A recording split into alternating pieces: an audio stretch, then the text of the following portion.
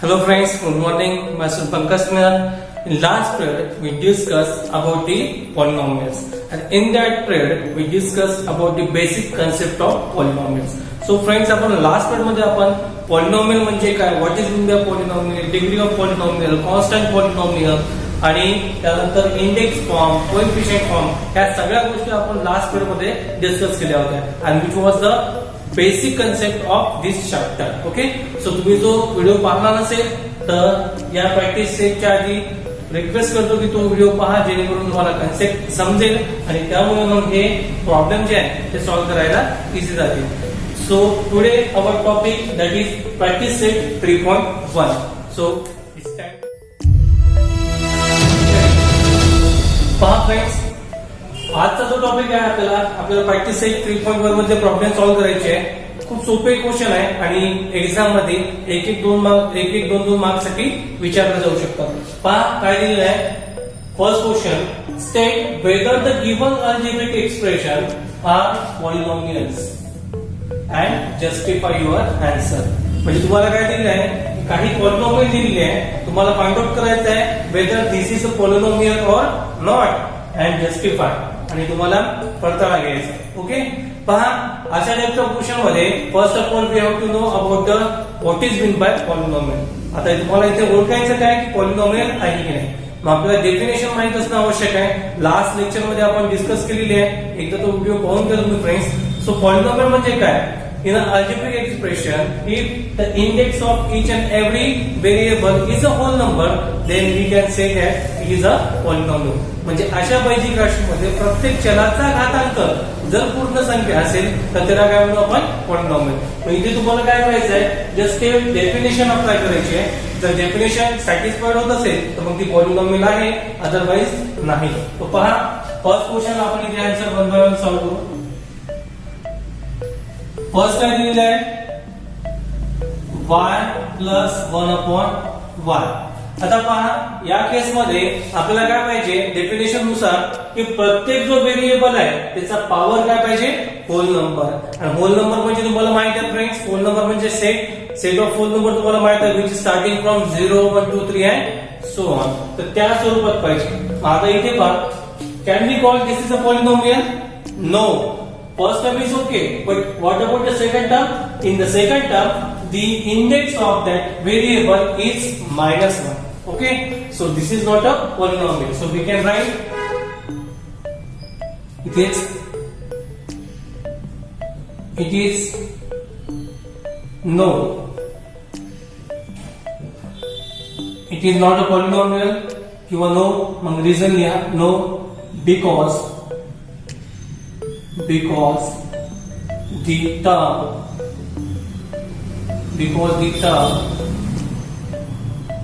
कोणती term, 1/y has power or index is -1. पण इथे पॉवर पॉझिटिव्ह आहे, त्याला जर वरती राईट केलं तर पॉवर काय होणार, negative. So it is not a, आता काय म्हटलं आपण, no it is not a polynomial because the term, कोणती term, 1/y, the power or index is -1 and which is not a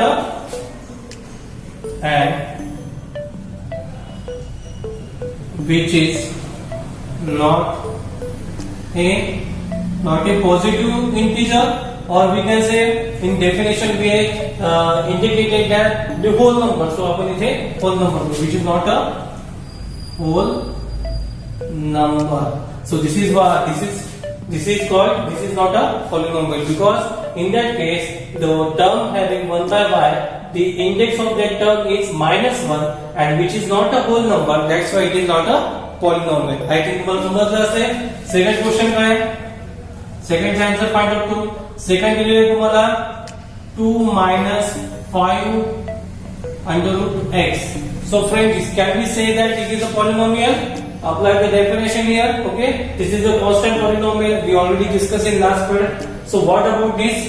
So in that term, the power of that variable is, yes, that is 1/2. तुम्हाला माहित आहे friends की under route मध्ये असेल त्याचा power किती राहतो, 1/2. सो इथे आपण इथे आन्सर मध्ये काय लिहिणार, नो. बिकॉज ही पॉलिनॉमियल आहे का तर नाही आहे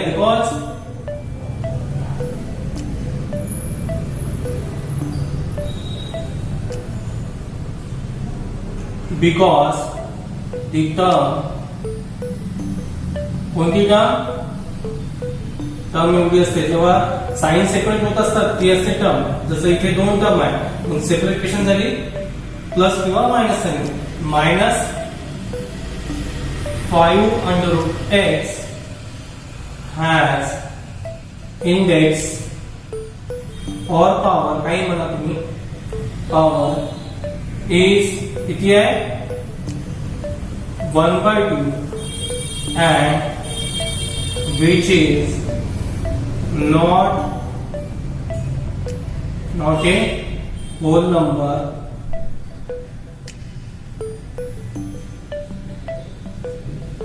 which is not a whole number. आता हे समजलं रिझन की या टर्म मध्ये फर्स्ट टर्म तर तुमची कॉन्स्टंट पॉलिनॉमियल आहे पण what about the second term. त्या सेकंड टर्मला जर सॉल्व्ह करतो म्हटलं आपण पहा ते काय होणार 2 मायनस 5 1/2 कारण की अंडररूट असतो. अंडररूट म्हणजे काय त्याचा पॉवर ऑलवेज किती असतो 1/2.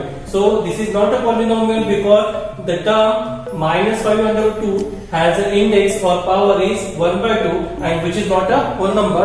That's why it is not a polynomial. Okay friends.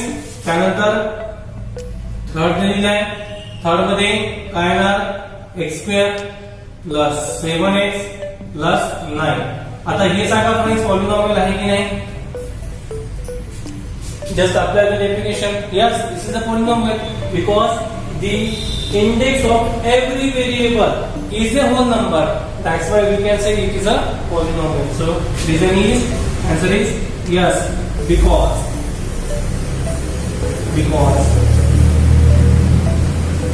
index of each variable is a whole number. That's why it is a polynomial. पहा या टर्म मध्ये हा व्हेरिएबल आहे त्याचा पॉवर होल नंबर आहे. हा व्हेरिएबल आहे त्याचा पॉवर काय म्हणजे वाद आहे आणि कॉन्स्टंट पॉलिनॉमियल म्हणजे we can write x to the power 0. So in each term in each variable the index is a whole number. That's why it is a polynomial.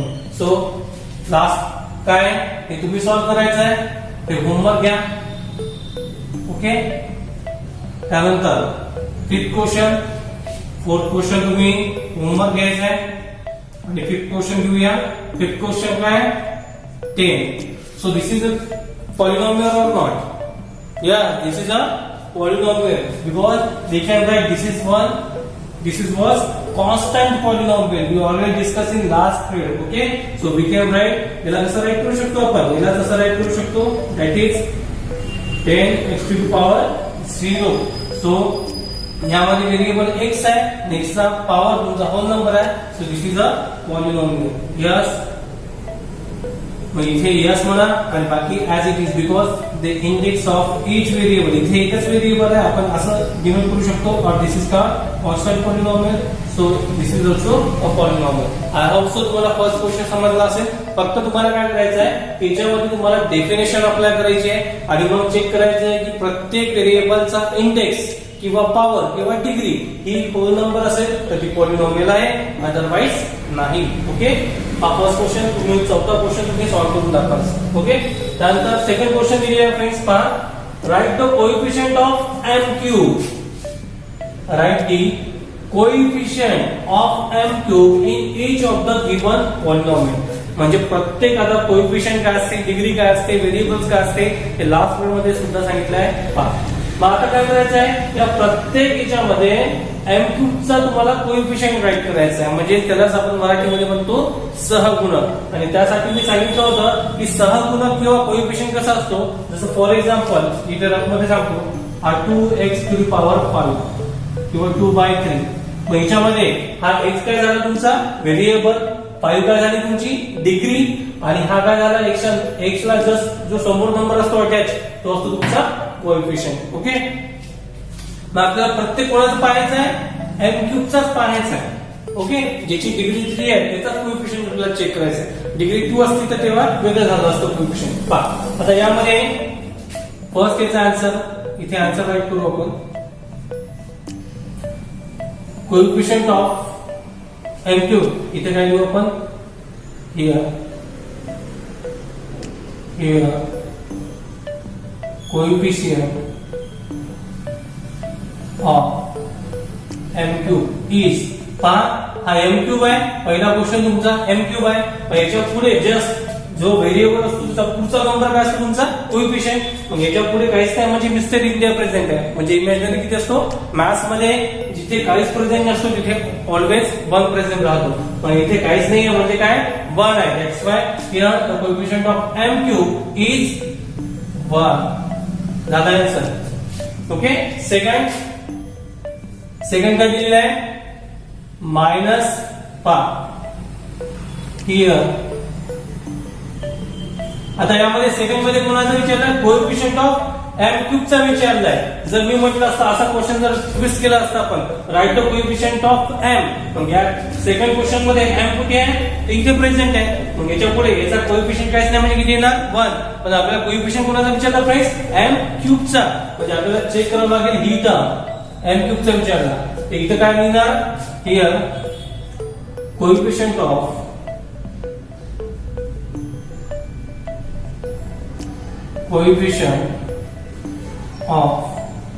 M cube is, second याच्यामध्ये पहा, second याच्यामध्ये M cube इथे आहे आणि मी सांगितलं होतं की जो व्हेरिएबल असतो त्याच्या पुढचा जस्ट नंबर असतो तुमचा कोएफिशियंट. पण इथे साइन काय, मायनस. साइन सोबत लिहायचं फ्रेंड्स, साइन सोडायचं नाही. काय ना, -√3. This is a coefficient of M cube here in second question. Okay. Third तुम्ही होमवर्क घ्यायचा, थर्ड तुम्ही सॉल्व्ह करा. यामध्ये M क्यूब आहे, त्याचा कोएफिशियंट इझिली तुम्ही राईट करू शकता. आता हे तर सिंपल क्वेश्चन झाले. हे सगळं तुमचं आज म्हणजे कसं होणार, प्रॅक्टिस सेट पहिले थोडासा बेसिक पासून सोपे प्रॉब्लेम आहे आणि जसा आपण प्रॅक्टिस सेट पुढे जाऊ तसा प्रॉब्लेम तुमचे टफ होत जातील.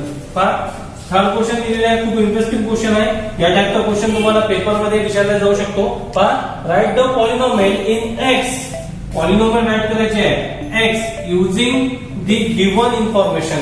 खाली जी काही माहिती दिली असेल तर X चा व्हेरिएबल यूज करून तुम्हाला पॉलिनॉमियल करायचं.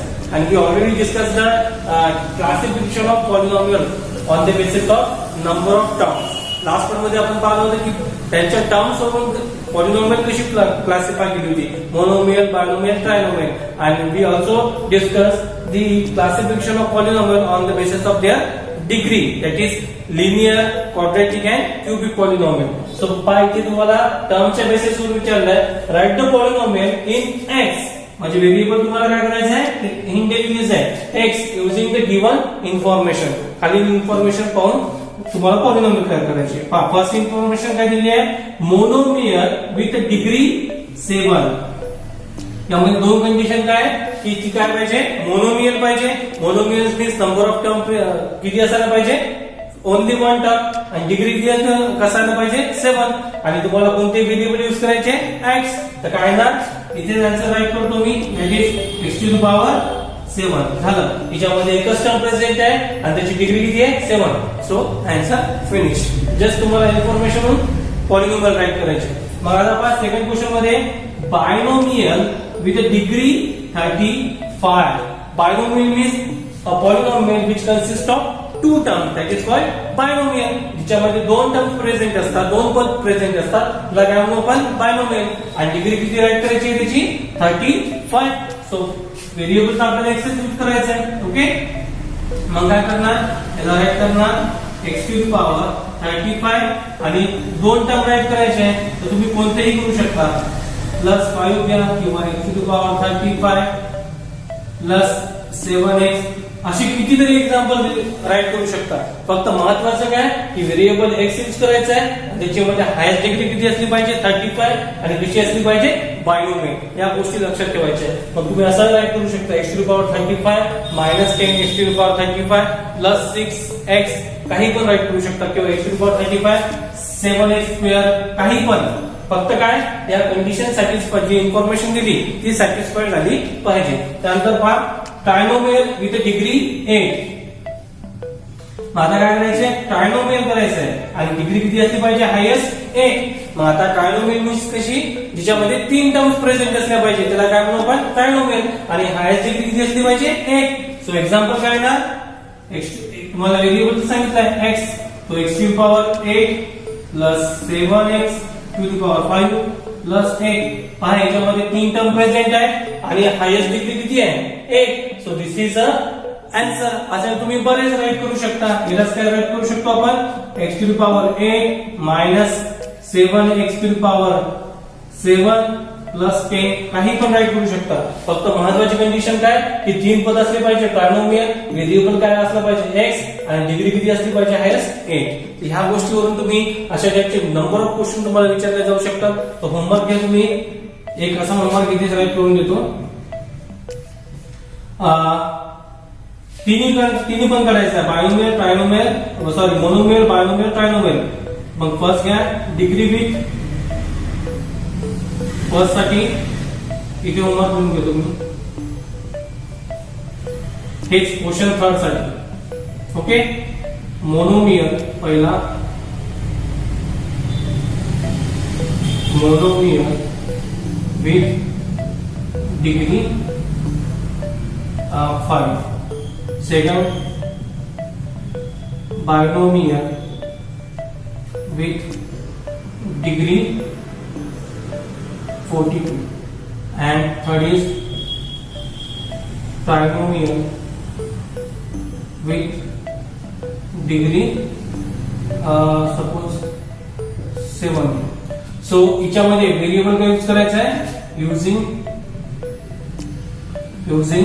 y म्हणजे हा y व्हेरिएबल घेऊन तुम्हाला 3 पॉलिनोमियल गिवन इन्फॉर्मेशन राईट करायचं आहे क्वेश्चन थर्ड सारखा. हा होमवर्क घ्यायचा आहे, हा होमवर्क आहे आणि हा होमवर्क आहे. आय होप सो तुम्हाला आता जो कन्सेप्ट घेतला आपण जे प्रॉब्लेम आज डिस्कस केले ते तुम्हाला समजले असेल. याच बेसिसवर तुम्ही हे जे क्वेश्चन दिलेले आहे होमवर्क ते तुम्ही सॉल्व्ह करायचे आणि माझ्या व्हॉट्सअपवर पाठवायचे आहे. Okay friends, thank you.